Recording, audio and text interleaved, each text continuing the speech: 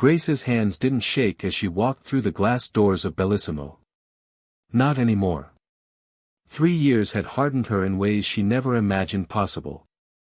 The same crystal chandeliers hung from the ceiling, casting the same golden light across white tablecloths. The same expensive perfume and cologne mixed with truffle oil in the air. But everything was different now. She wore a black Valentino dress that cost more than 6 months of her old rent. Diamonds glittered at her throat, real ones, not the cubic zirconia she used to dream about affording. Her hair fell in soft waves down her back, professionally styled that morning. Behind her, 2 bodyguards in tailored suits maintained a respectful distance. And beside her, his hand possessively on the small of her back, was Gabriel Russo, the most feared man in New York. But that's not where this story begins.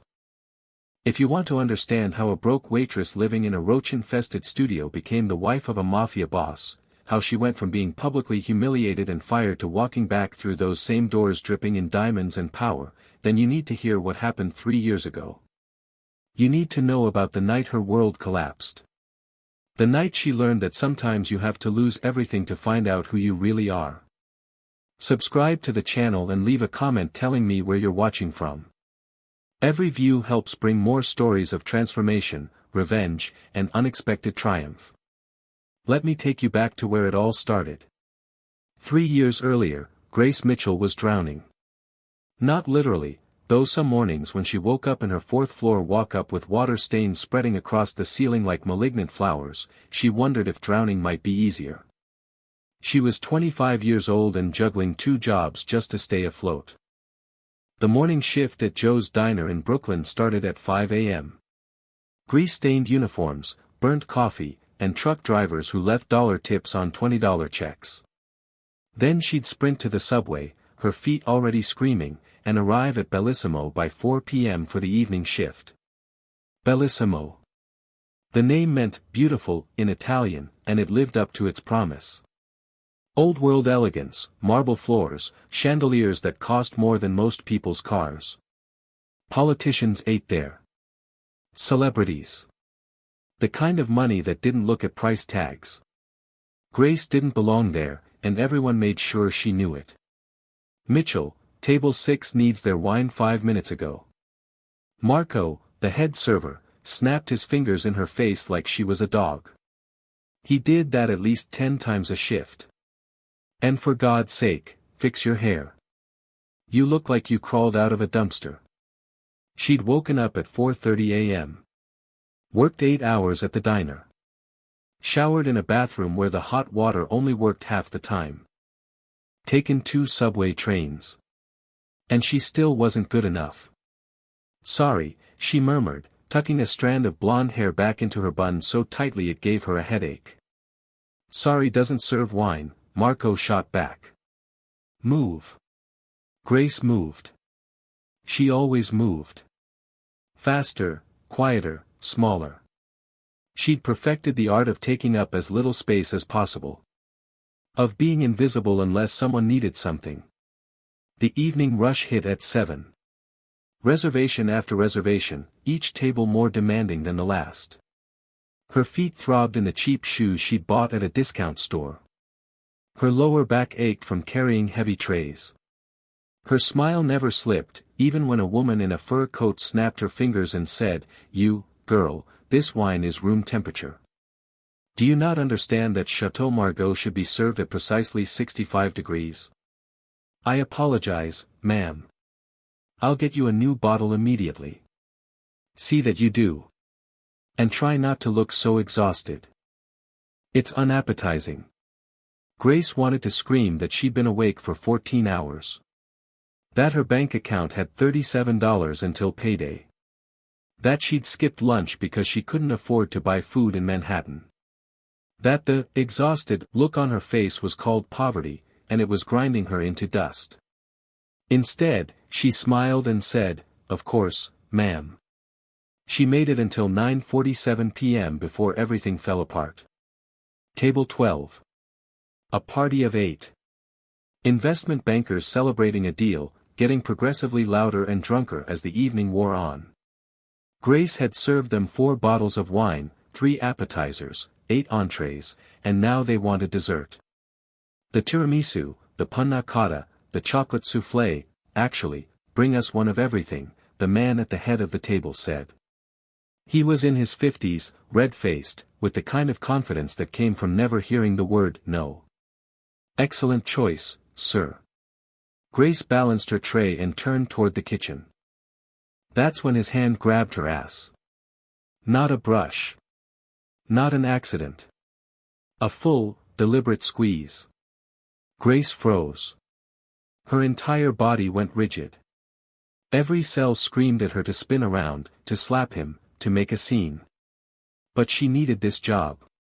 She needed the money. She needed, nice and firm, the man said to his colleagues, and they erupted in laughter. Grace's face burned. Her hands trembled so badly the empty wine glasses on her tray rattled together. Excuse me, she managed to say, her voice barely above a whisper.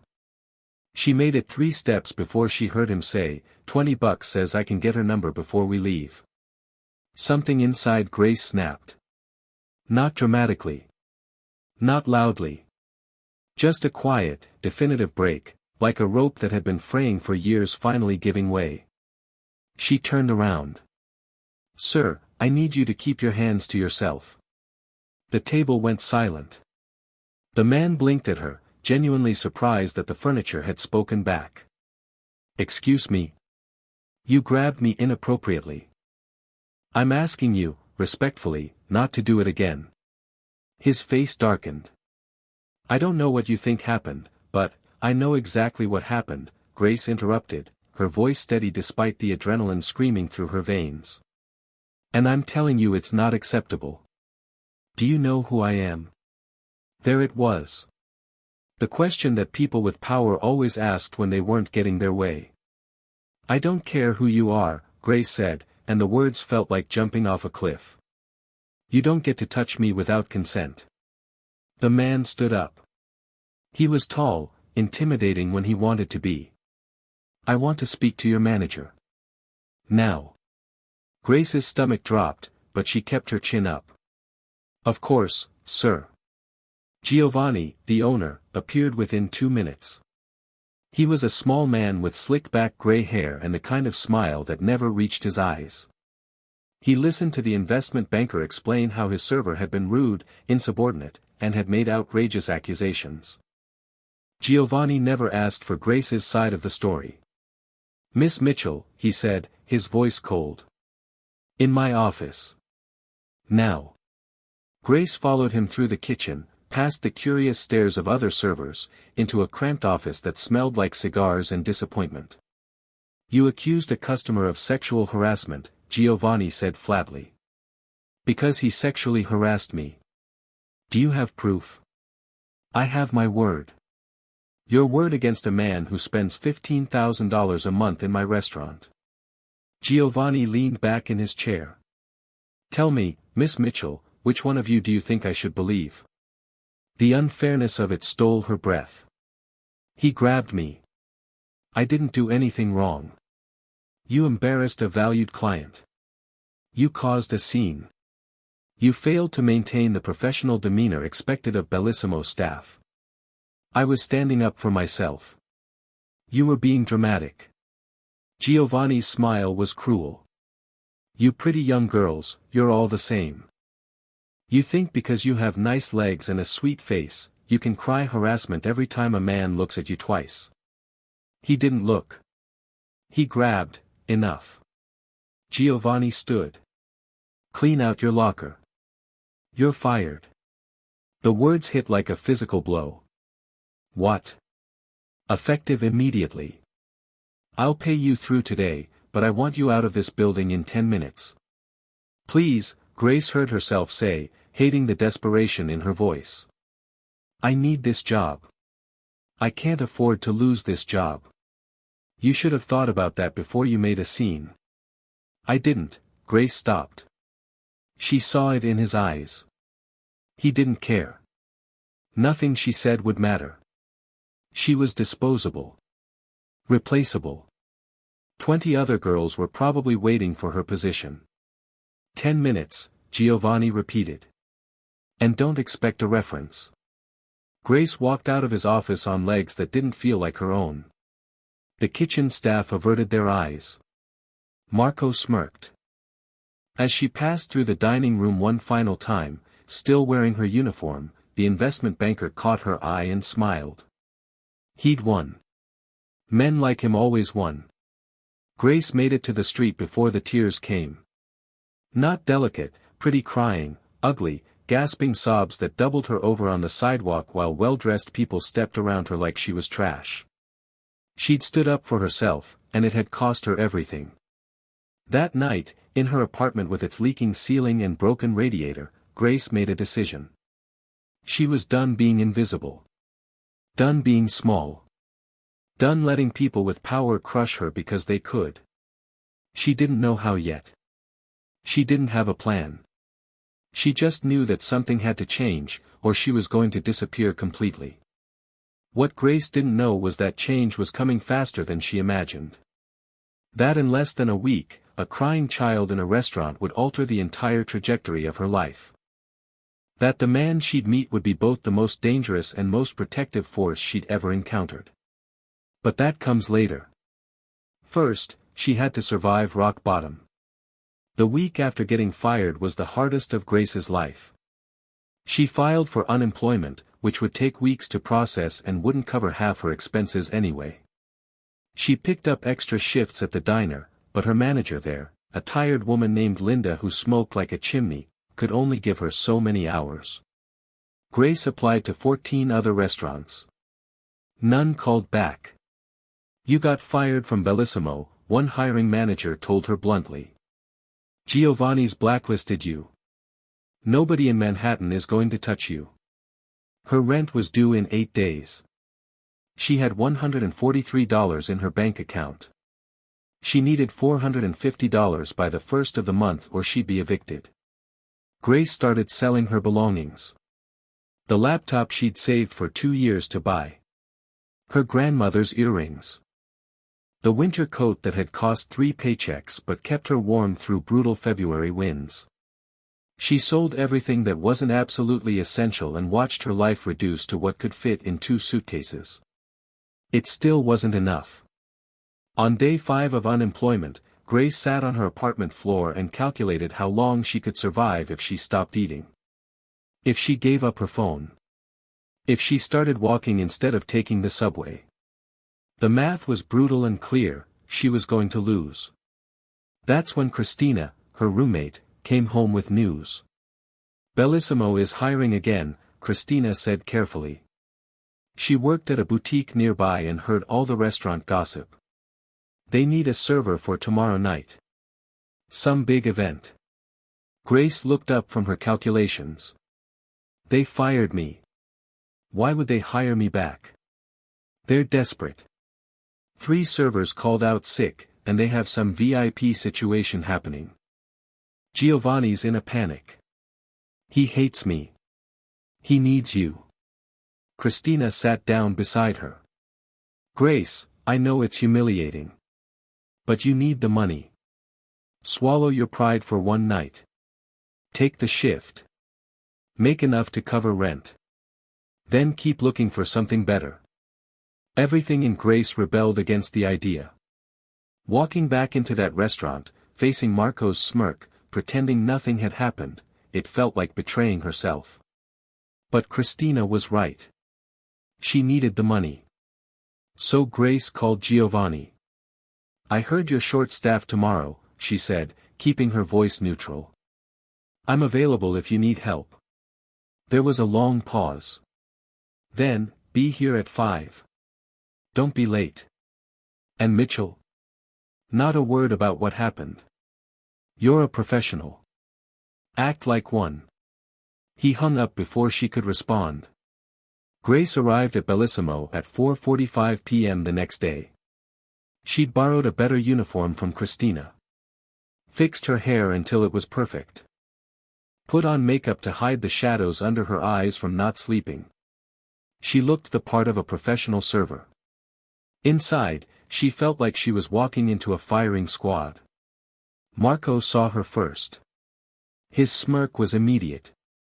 Well, well. Crawling back already? I'm here to work, Grace said evenly. We'll see how long that lasts. The restaurant was in controlled chaos. Staff rushed everywhere preparing for the evening's VIP reservation. Grace caught snippets of conversation, Russo family, important, don't screw this up. She didn't know what that meant, but she could feel the tension crackling through the air. At 9:15 p.m., the doors opened and silence rippled through the restaurant like a stone dropped in still water. 6 men in black suits entered first, their eyes scanning the room with predatory awareness. Then he walked in. Grace had never seen someone command space just by existing. He was tall, well over 6 feet, with dark hair perfectly styled and a jawline that could cut glass. The charcoal suit fit him like it had been sewn onto his body.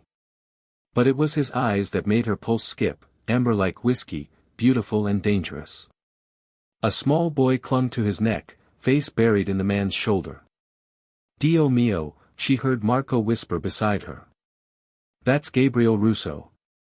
Grace didn't recognize the name, but she understood fear.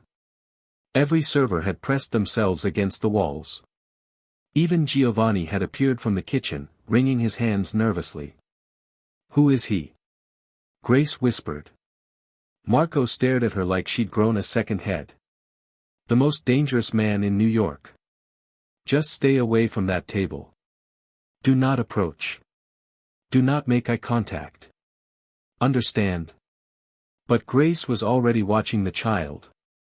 The boy couldn't be more than 3 years old, and as his father tried to set him down in the corner booth, the child's whimpers turned to full-throated wails. Luca, per favor. The man's voice was deep, commanding even in desperation. Papa needs you to be brave. The boy's cries only intensified. Grace's heart twisted. She knew that sound. Grief. Loss. The kind of crying that came from somewhere deep and broken inside. Gabriel Russo tried everything. He offered food, promised gelato, pulled out a toy car from his pocket. Nothing worked. The child screamed like his world was ending. Grace watched the powerful man crumble. He held his son close, whispering in Italian, his broad shoulders curving inward like he was trying to shield the boy from the world. She'd taken 2 steps toward them before her brain caught up with her feet. Grace, Marco hissed. Stop. She didn't stop. The bodyguards moved instantly, blocking her path.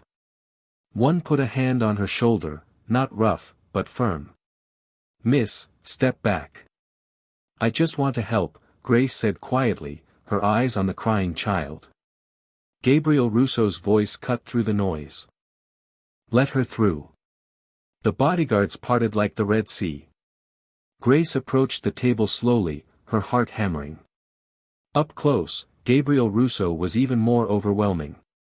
The sharp angles of his face. The expensive cologne. The raw power that radiated from him like heat. But she focused on the child. Hi there, she said softly, crouching down to eye level with the boy. My name is Grace. Luca's sobs stuttered. He peeked at her from his father's shoulder, his little face red and streaked with tears. That's a lot of big feelings for such a little guy, Grace continued, her voice gentle. It's okay to be sad. It's okay to cry. Please, Gabriel said, and the desperation in his voice cracked something in her chest. He's been like this for weeks. Nothing helps. The doctors say he's grieving, that he needs time, but I don't know how to. Grace's eyes met his and she saw it. The matching grief, barely controlled. His mother, she asked softly. Gabriel's nod was almost imperceptible. Understanding flooded through her. The expensive suit couldn't hide the exhaustion, the helplessness of a man who could control everything except his son's pain. Over the next 10 minutes, Grace did what she'd done her whole life, she made herself useful. She spoke softly to Luca. She showed him how to breathe deeply. She asked about his favorite toy, his favorite food, whether his papa ever let him stay up past bedtime. Small questions that gave the boy something to focus on besides his grief. Slowly, impossibly, the crying stopped. Luca reached for her, and Grace looked at Gabriel for permission. He nodded, something like awe in his expression. The boy settled in her arms like he'd been waiting for her. He let out a shuddering sigh and rested his head against her shoulder. "How did you do that?" Gabriel asked quietly. "I just understood what he needed." "And what does he need?" Grace looked at the powerful, dangerous man before her and saw past the armor to the grief beneath. To know someone sees his pain. That it's okay not to be okay. Something shifted in Gabriel's expression. A crack in the facade. "I need you," he said simply. Grace's pulse jumped. "What?" "To help with Luca." "Name your price." "I'm not for sale." His lips twitched. "Everyone has a price, Grace Mitchell." "How do you know my name?" "Your name tag." But the way he said it, like he was committing it to memory, made her skin flush. "I already have a job," she said. "No, you don't." Gabriel's eyes flicked to Giovanni, who'd been hovering nearby. "You were fired last week for standing up to a customer who assaulted you. Your former boss blacklisted you. You're barely surviving." Grace's blood ran cold. "How do you? I make it my business to know things." His amber eyes held hers. "Especially when someone shows the kind of courage you did. Both then and now." Grace didn't know what to say. This man, this dangerous, powerful man, had investigated her. "Work for me," Gabriel continued. "Help me with Luca. I'll pay you more than both your previous jobs combined. And I'll make sure that investment banker who grabbed you understands that you're under my protection now." "I don't need your protection." "Yes," Gabriel said softly, "you do. You just don't know it yet." Luca had fallen asleep against her shoulder. Grace looked down at him and felt something click into place. This child needed her. This broken family needed her. And maybe, just maybe, she needed them too. "I'll think about it," she whispered. Gabriel pulled a card from his jacket. Heavy black card stock with silver lettering. "Just a phone number." "You have until tomorrow morning," he said.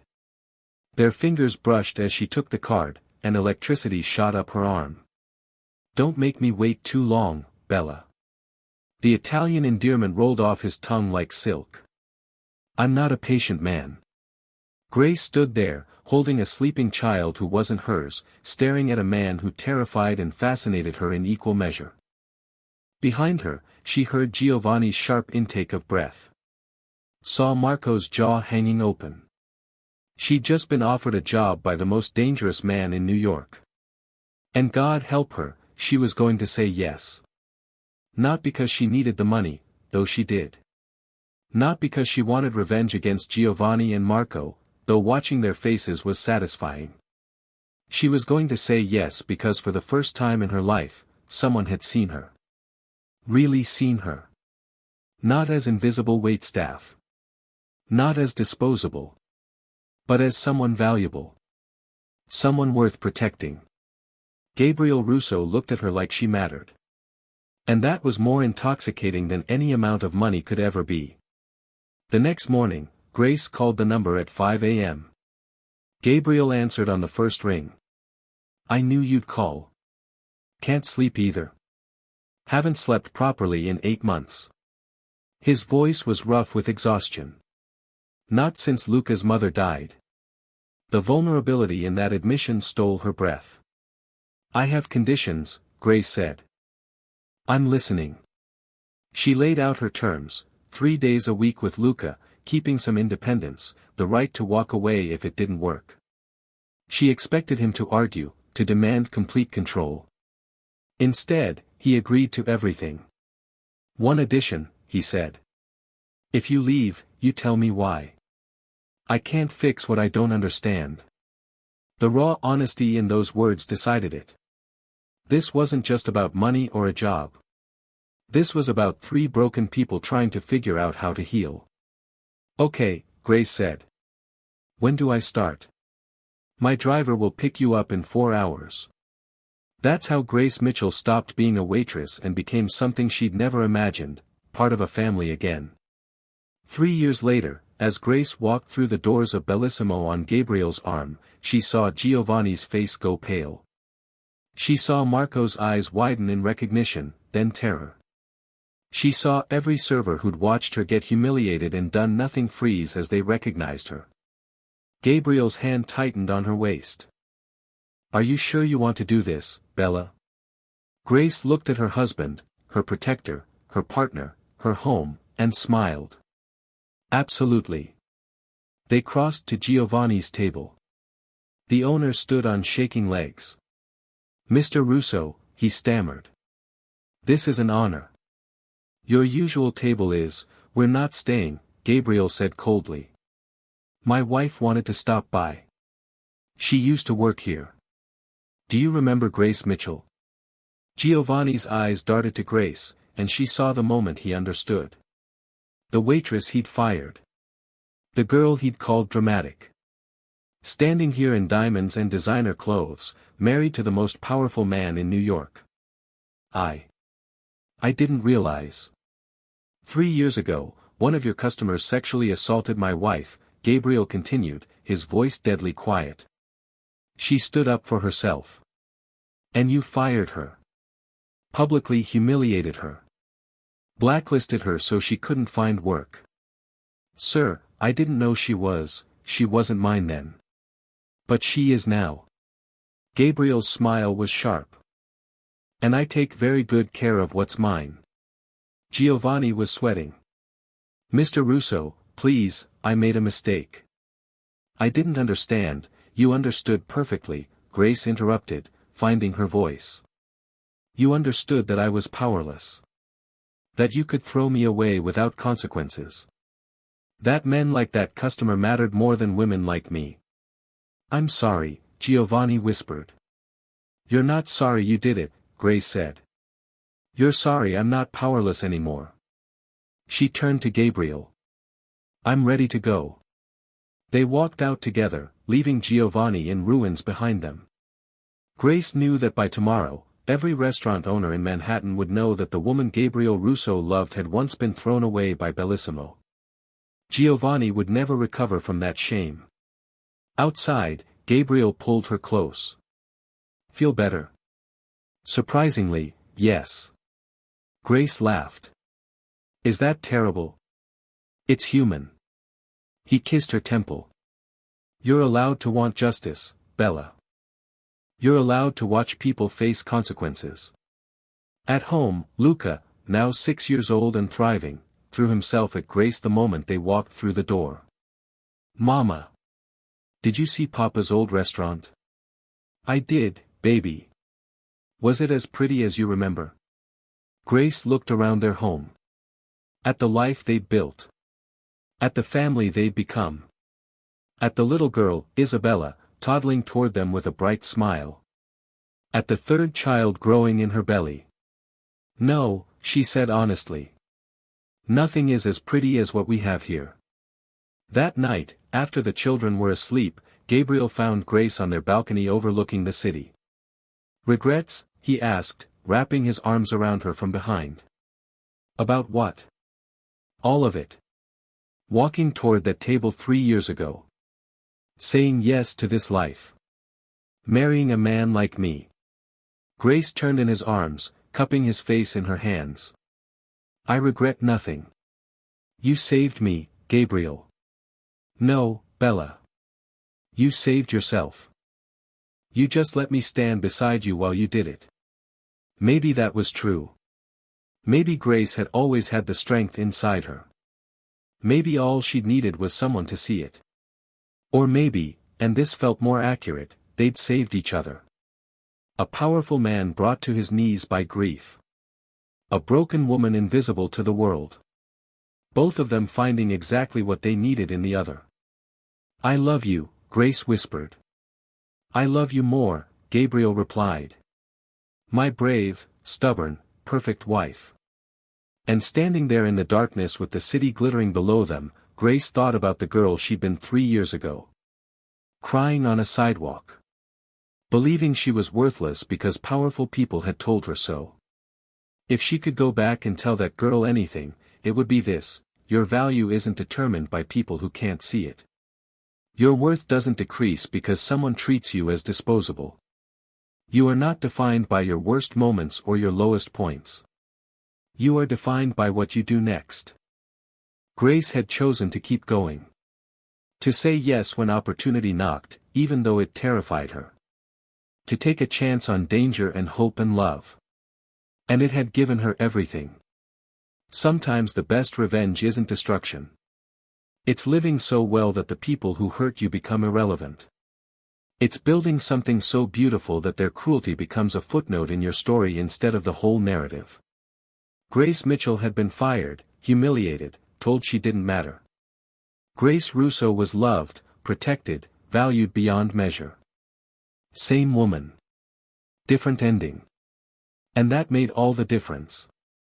If this story touched something in you, if you've ever felt invisible, disposable, or less than, know this: your story isn't over. The people who couldn't see your value don't get to write your ending. You do. Sometimes you have to walk through fire to become someone fireproof. Sometimes you have to lose everything to discover what you're really worth. And sometimes a crying child in a restaurant leads you to exactly where you're meant to be. Leave a like if this story resonated with you. Share it with someone who needs to remember their own strength.